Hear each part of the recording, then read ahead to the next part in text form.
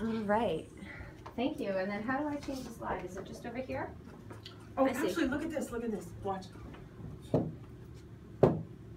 Oh, do you want to do this? There we go. You can do that. Okay.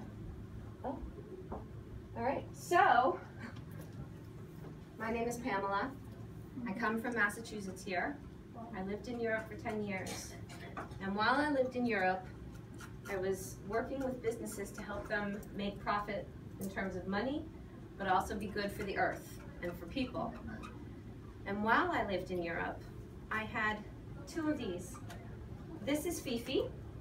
Fifi was in the French Alps at the time, so she was running up a mountainside in the French Alps. She was having a lot of fun. She is called a ferret, and she was my pet, her and Cafe. And in Denmark, they make about 30 million of these every year. These are two mink, and they keep them in cages, and then they kill them, and then they use the fur. And so it was very hard because obviously Fifi likes to run. And her in a cage, she would have gone crazy. She would have lost her mind. It would have been very bad for her, unhealthy. So it was something that made me very upset, and I didn't know what to do. When I talked to the furriers who made fur in Denmark, and I said, well, could you make faux fur, fake fur? And they said, well, that is made of petroleum. What's petroleum? Petroleum is oil from the ground, right? Yeah. And is oil good for the earth? No, it causes a lot of problems, doesn't it? Yeah. Fossil fuels, climate change, oil spills, Global warming. exactly. So faux fur wasn't the answer either. So I thought, oh gosh, this is very frustrating. What is the answer? And then I had Naya, and I came home to the United States, and as I drove down the roads, I saw animals everywhere. And that is how my business started.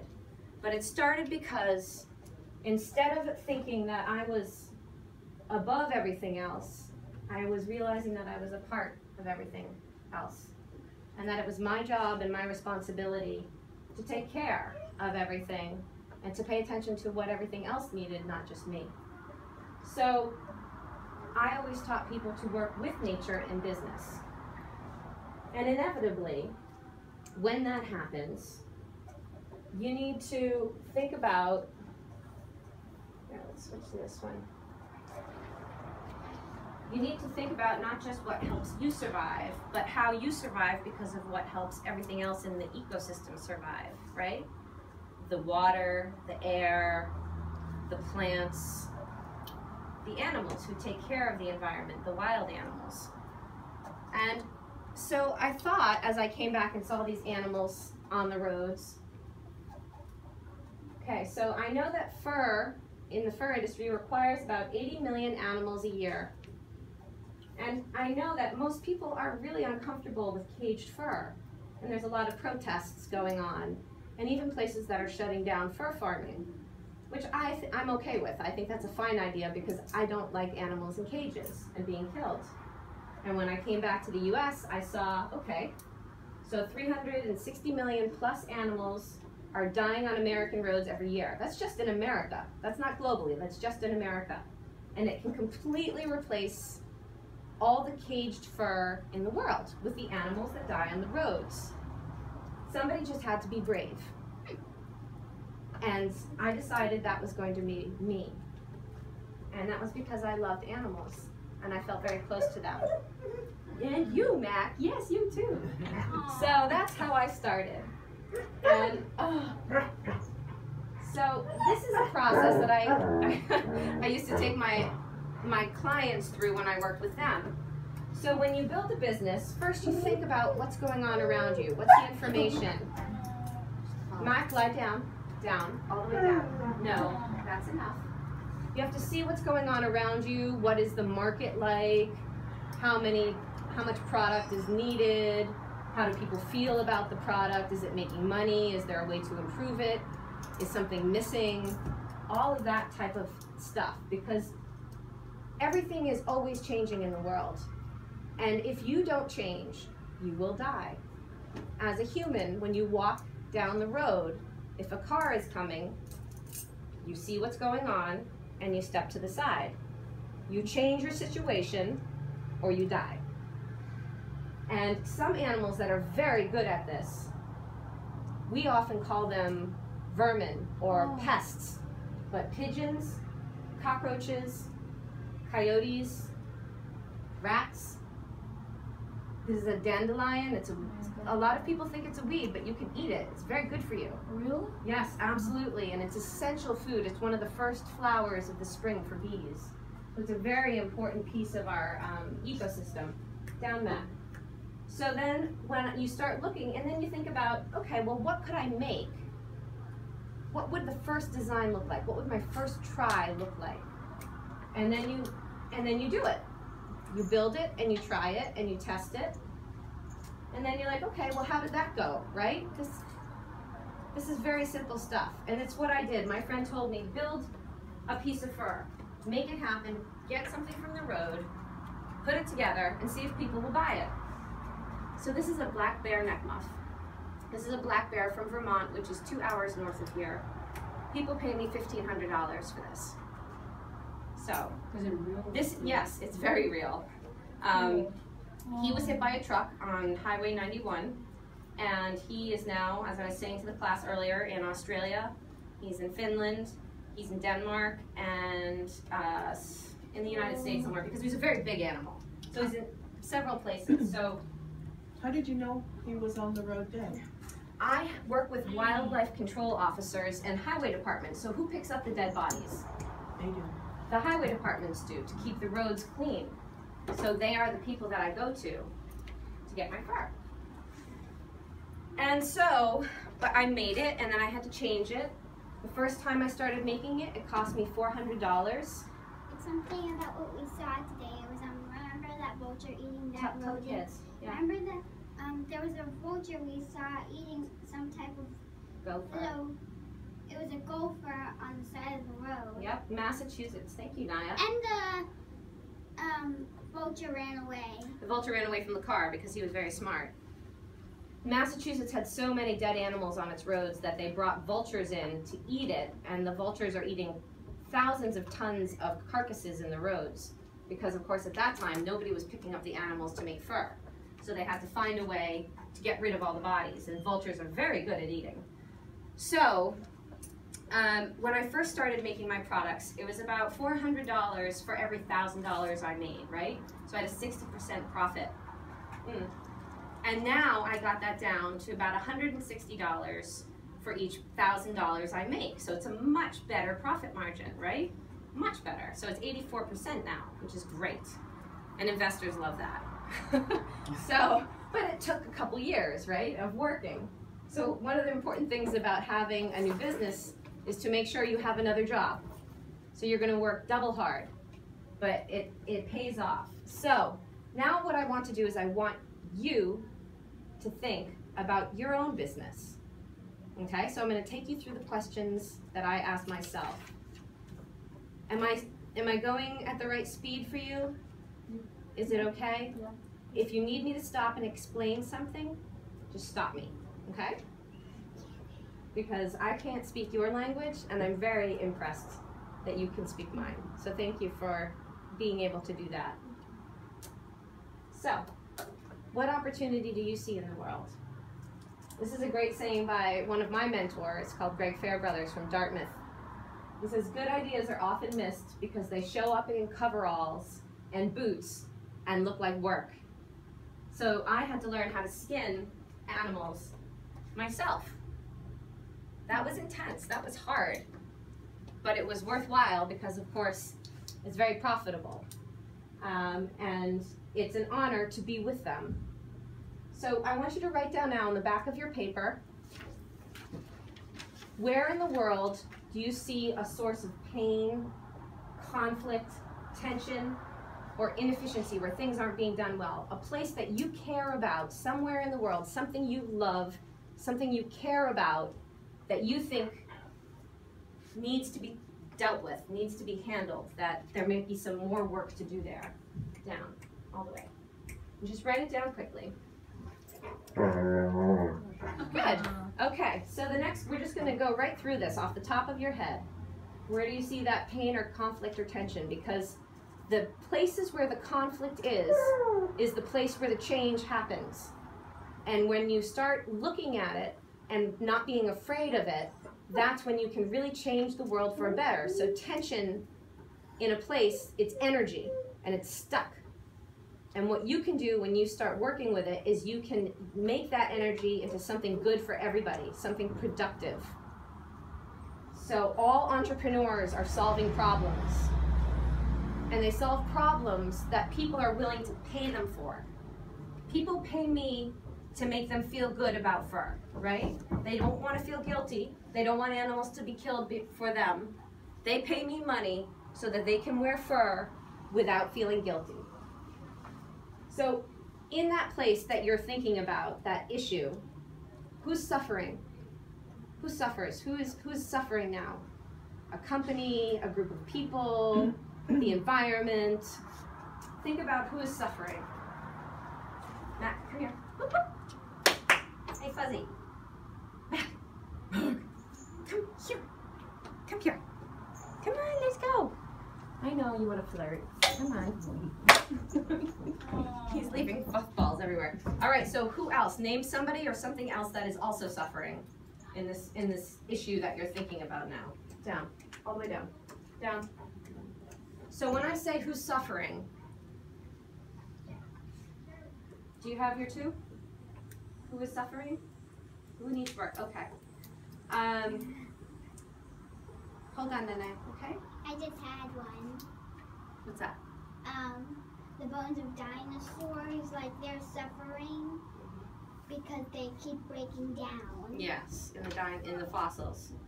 So in my world, it's not just the animals that suffer, it's the fashion designers who sell fur and they don't have as many clients because people don't want to buy their product. But if they changed the fur that they use, then more people would buy the fur because they feel good about it. In my company, 50% of my company, yes, piece fur, 50% of the people who buy my fur wear fur all the time. 50% of the people who buy my fur have never worn fur before. So it's like I'm opening the market and I'm opening up fur to people. So I'm not only good for the animals and solving the problem for the animals, I'm also solving the problem for the fashion world. So, what I want you to think about next, who's benefiting right now from this conflict? Who are the people or the places or the businesses that are getting more because of this issue, this conflict that you see? So in my business, of course, the fur farmers are benefiting. They are getting money from fur farming. So my question to myself was, well, how can I keep the fur farms involved in what I'm doing? How can I make this good for them also? Rather than pushing them away, rather than saying they're bad, how can I make it so they want to be a part of what I do? So that's a question that I have in my business model. So who is benefiting right now from your issue? Do you feel like, okay, go ahead, take a minute.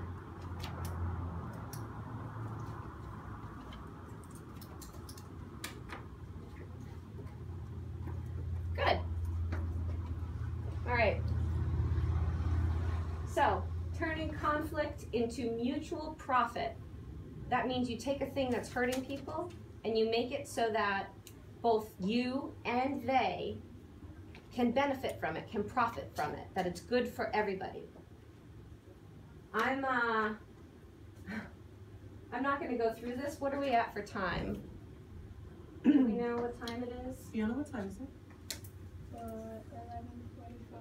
11:45. 11:45? So we've got 25 minutes. 25 minutes, okay. So, as I talked about the rats, right? People hate rats. They kill them all the time. Rats are good because they take our waste. They take the small, dark places that we can't be, and they make it their home. They thrive. They can have babies there. They can eat anything. It's amazing. Rats are adaptive creatures, and it's the species of animals, including humans, that can live in many different ways that are the ones that will survive.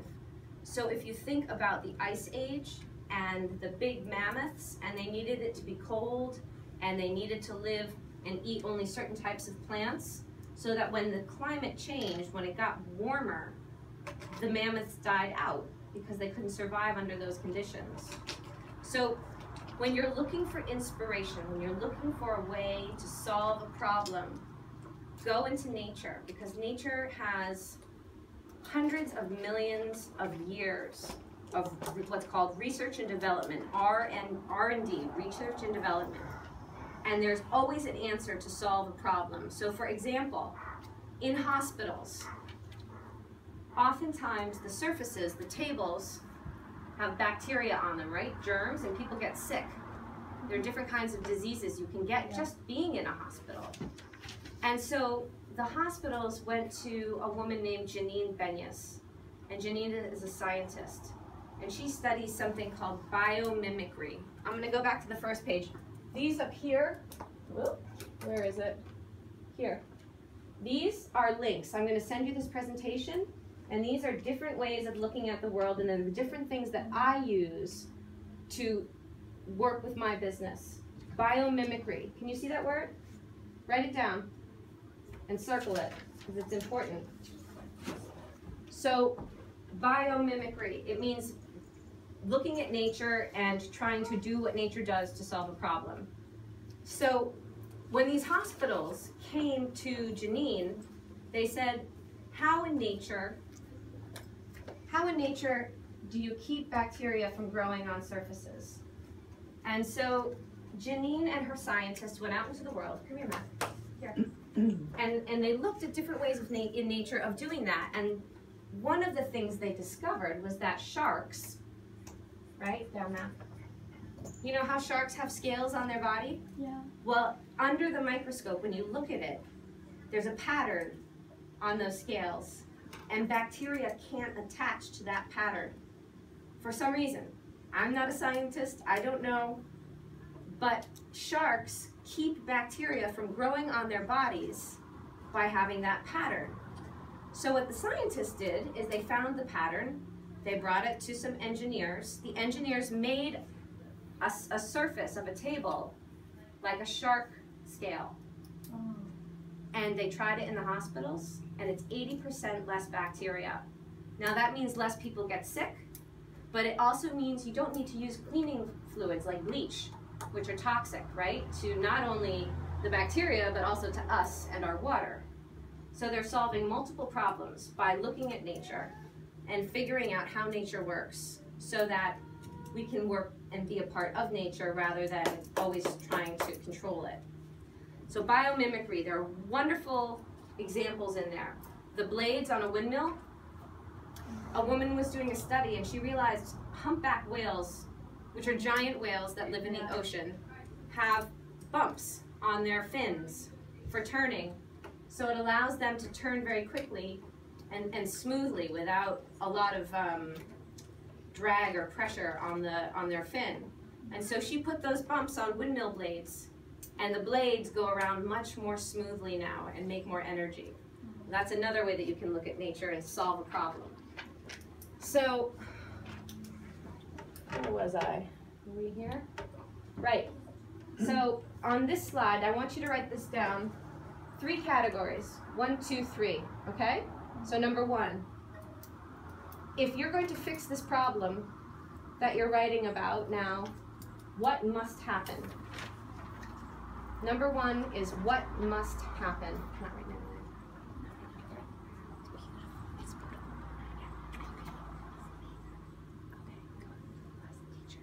Number 1, what must happen? What is imperative to happen? What must happen? So write down a couple words about what you think must happen for change.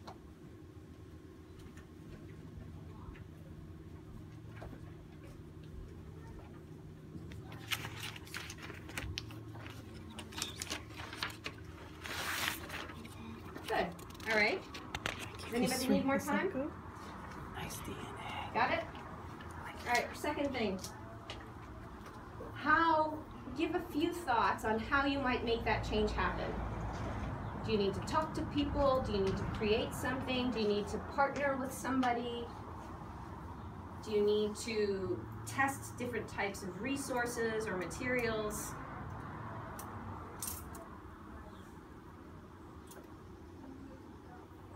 So where in France do you live? In France? Say that again? Where in France did you live?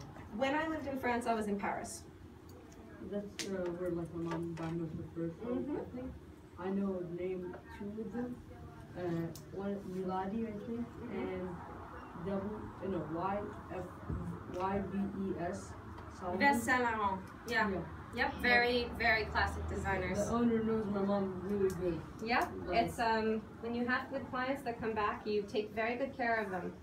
Absolutely. So it sounds like your mom is a good client and she's like, taken care of. If you give me your card, I'd really like to give it to my mom because I think this is more helpful than killing animals. And I've been telling her before, killing animals is not the way to go. I know. Well, and especially because in your generation, where when we were young, we didn't have the internet. We didn't know how these things happened. We didn't see it. But now we can see because there's the internet and you can all of a sudden be across the world looking at how things happen. And so we have more information. And that is how you change your opinion. And so that's why you're very lucky because you have a lot of information for making choices. So now the last, number 3, what I want you to think about are the specific things that you can do. So think about today. If you were going to walk away from me and go start to make change on this issue, what would be the first 2 things you have to do? Would you try to call somebody? Would you get in a car and go there? Imagine that you would try and do 2 things today to start this change.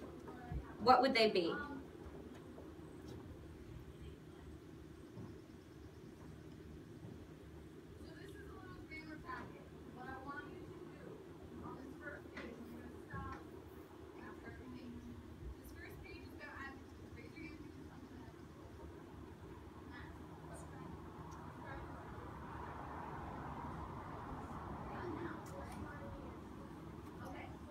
See if this video's okay, good. Yep. Okay.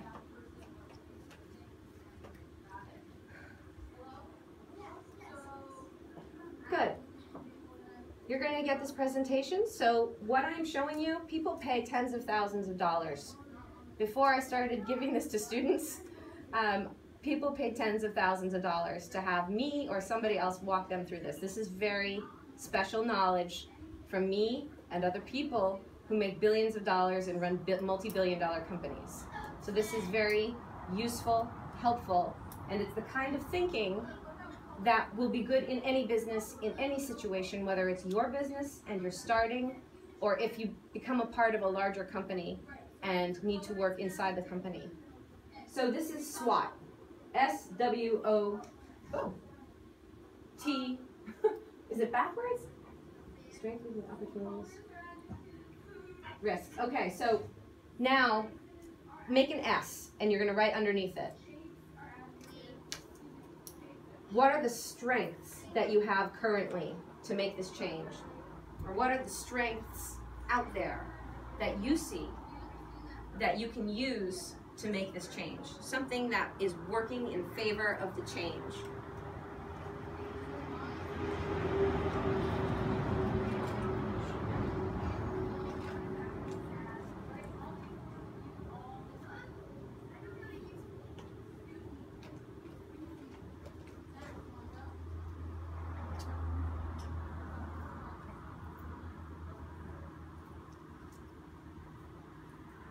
Good. All right, let's keep moving. What are some of the weaknesses? What are the places where it might be really hard, things aren't going well, there's a really difficult and thing that's in your way or in the way of the change? Good boy. Something that might be very, very hard. Okay, down, down, down, down. All the way. All the way. Good boy. Good. Stay.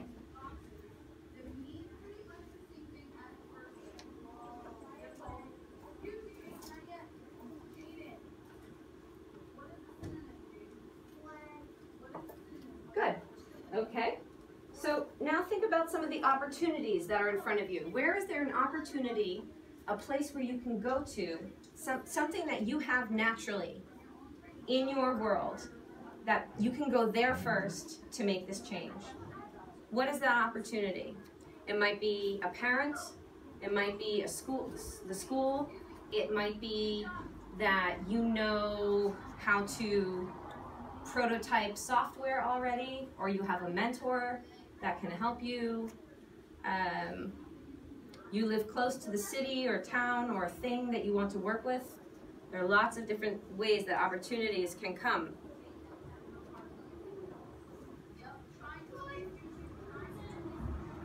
I love your lipstick, by the way. That's a beautiful color.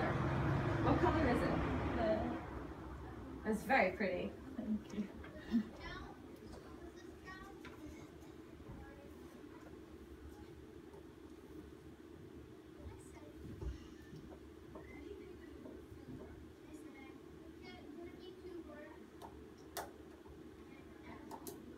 Okay. Yeah? Okay, so risks. Risks are the things that could kill you, could crush you, could really damage what you're trying to do. Is there a risk of somebody copying you? Is there a risk of somebody, the law would stop you for some reason? Or is there a risk that, what else? I mean, there's so many different things. The media, for me, when I started, do your thinking. What's the risk? What's the risk involved? You might not make any money. You might not be able to buy food. Whatever it is, there might be different risks for you to start this business or to start this idea.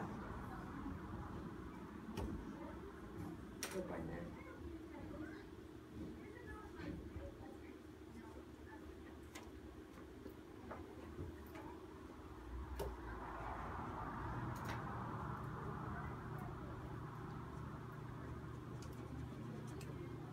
Okay, so here are some of the things that I talk the most about when I talk about my business. Because if you're not solving a problem, you're not going to make money. And if you're not solving a problem, you're not changing. And if you're not solving a problem, people aren't going to want to help you. So you always need to stay focused on solving problems. So for me, one of the problems that I'm solving, and they're for many different people, of course. So we don't have to have any more caged animals being tortured and going insane because they have no space and no stimulation.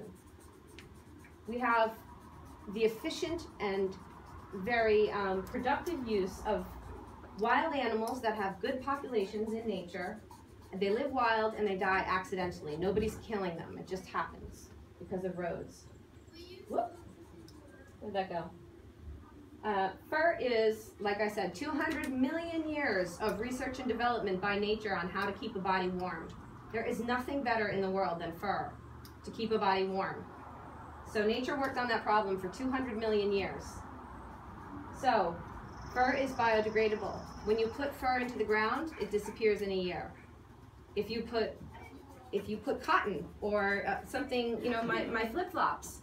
My flip-flops, how long do you think my flip-flops would last in the ground? How many years would it take for them to disappear? Matt, how many years do you think for a piece of plastic in the ground? 20 years. 200 years. So yeah, I mean more than 200 years. It depends on the kind of plastic, but it's that long. It's hundreds, if not thousands of years. All right, so that pollutes, and then all the little pieces of plastic start breaking up, and then they go into the water, and then they go into the fish, and then they go into us. So the fur industry is a $40 billion a year industry. And if I manage to make accidental fur the normal fur that everybody wears, that's a $40 billion a year industry coming back to America. Right now, it's largely abroad from us. It's Europe and Asia. So, of course, the North American fur industry is very interested in that. And if Europe and China wants to become a part of it, great. Their companies can come here. So, we talked a little bit about this, that our synthetic clothing, about 60% of our clothing is made of oil, okay? And basically the other 40% of the clothing that we buy and wear is made of cotton. And cotton takes tons of water, and you have to put chemicals on it, which kill the plants, kills the soil, kills us. It's very bad. So cotton is not a good crop to make your clothes out of. But then what else do we do? So I'll skip to the next one. Wild animals contribute to our ecosystem and our environment. They have many different roles to play. I talk about the beaver. They bring 60% more surface water. So if you're in a place where there's a lot of drought and you need to keep the surface water from the rain, the beavers can do that. They also keep the floods. And then you have things like foxes. This is a red fox and a fisher. This is a big weasel. You can touch them if you like. What's the most expensive, like, fur? Sable. Sable is the one. Chinchilla, too, can be quite expensive. But these animals eat a lot of mice. So a lot of times you hear farmers saying, we don't like foxes because they take our chickens. But if the farmer keeps the chickens safe, you actually want a fox at your farm because they're eating... Chicken are so many.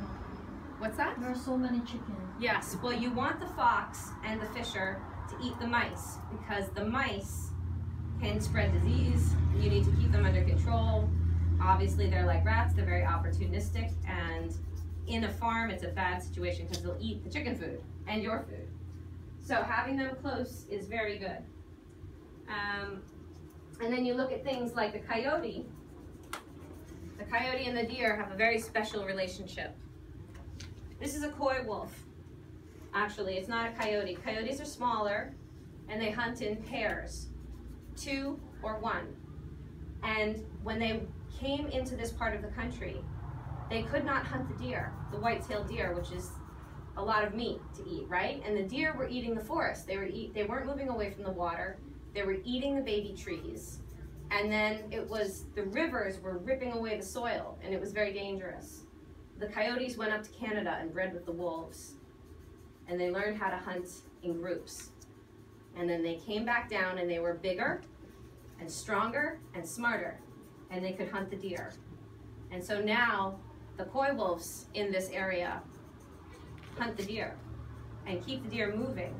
And that means that they don't eat trees in one spot all the time near the water, and that means that the rivers, they're not going so fast. They don't have the soil ripped away. So it's very good for the environment. There's a special call on Yellowstone Park. Do you guys know about Yellowstone? Yeah. It's called How Wolves Change Rivers. And I think it was National Geographic who did it. You should look it up. But it's wonderful. The whole story is there. And I can send you the link. So also, obviously, what's very important here is that when we look at these animals on the side of the road, we don't go, oh, gross, icky, right? That we feel badly for them, and we show respect to them, and we honor them. And then as a part of nature, we take their fur and we put it to good use, so we don't have to use petroleum, so we don't have to use cottons that rely on water and pesticides, and we can honor the animal by carrying a piece of them with us. It's a lot like when people need a new heart or new kidneys, and they get that donated to them by somebody who dies, and then that person who died, their heart can save another human being. And it's a beautiful, beautiful gift. So there's Fifi. That was me when I was pregnant with Naya. And it might be an odd thing to think, how can you love animals but also skin them, work with their bodies? But it's because I love them that I can do that. In the same way that when you have a pet or a grandparent or somebody you know who's very sick and they're dying or suffering, that's okay. because you'll touch them, you'll love them, even if they're throwing up, even if they smell funny, because you love them. And so that's okay. So that was the power of being a mother that helped me to love these animals, even if they weren't perfect. This is a great quote, and something I'm very proud of, from a group called Born Free. And they said that this is basically the future of fur. They promote animal rights, animal welfare, and for them to say that my company is the future of the fur industry because I respect and love animals was a wonderful thing to get. So I have a page of resources for you, things that you can look at, people I read, things I watch, taking care of myself. How did I do this? These are the things here. This is a great, can somebody read that quote by Maya Angelou for me? This in blue. Courage is the most important of all the virtues, because without courage you can't practice any other virtue consistently. Good. You can practice any virtue Erratically. but nothing consistently without courage. Very good. Very good. Over here, this is a wonderful story that will inspire you that I use in my corporate consulting. This is a link to my channel on YouTube with all the different news media coverage that has covered my business. And there are specials like Men Who Built America that you can get on Netflix, learning about people like Winston Churchill or Carnegie or Rockefeller. How did these people change the world? And yet they did. And so studying them is very helpful for you to learn what you need to do to change the world. So there's lots of links here. This is amazing. Team Academy and the Chaos Pilots. These are schools in Finland and Denmark and the Basque Country, I believe down in South America. And the way that you graduate, you go, it's a university. You go, you create a team, you start a business. You graduate when you make enough money with that business that all your members, all your teammates can travel around the world for 1 year and learn more about your business, learn more about your industry. And then you come back and you make a presentation on what you learned. So, now I bring them in. Bring them in. So, Team Academy, Chaos Pilots, these type of programs, you don't have to sit and learn and sit behind a desk. You can start building even when you're young. Naya has a company. She has a website. She goes out and she sells products. And she's 8. Any of you can do it. And I strongly recommend starting to, when you have time to rest, watching these amazing programs about these visionary people and who did what you're going to do in the world. You don't have to have an education. Carnegie, Rockefeller, Vanderbilt. No, they didn't go to university. They were lucky if they finished 8th grade, and yet they changed the whole entire world. So you say you don't have to have an education. What do you have to have? Courage and discipline. You have to be willing to work hard every single day. You have to be willing to work hard, and you have to be willing to learn. Those are the 2 things that are required to be successful in the world. To work hard and to learn. Now, can you back up, please, so you're not in front of the camera? Can you go sit down, please? You want to be near me? All right, so let's just, I think we're close to time, right? Is it my presentation Fiona? now? What time is it? Is it my presentation? 12:10? Is that Yeah, last minute. it? All right, Naya, will you take some of these? It's time for my presentation. Yeah, we don't have enough. You want to go? All right. I'll just walk around. You can feel. Is this about her company? Yes, Naya wants to talk. You don't want to? No, it's about like Here you go. time, how the world began, and All right, you've got a minute, Naya. Go ahead. okay. So first, it started out as DNA. As you can see, I made some drawings of DNA, like green DNA, pink DNA, red DNA, purple DNA, yellow DNA, and orange DNA. But then they started to come together and became the first fish. As in these little fish were the first animals to ever have a backbone. Vertebrates. That's right. Very good, Naya. And so we, with vertebrates, we had vertebrae as well, so we came from these, but it doesn't start there as well. This is an ammonite. As you can see, it's out. You have an ammonite to show? Yeah, right there. Good. And then we have first land animals.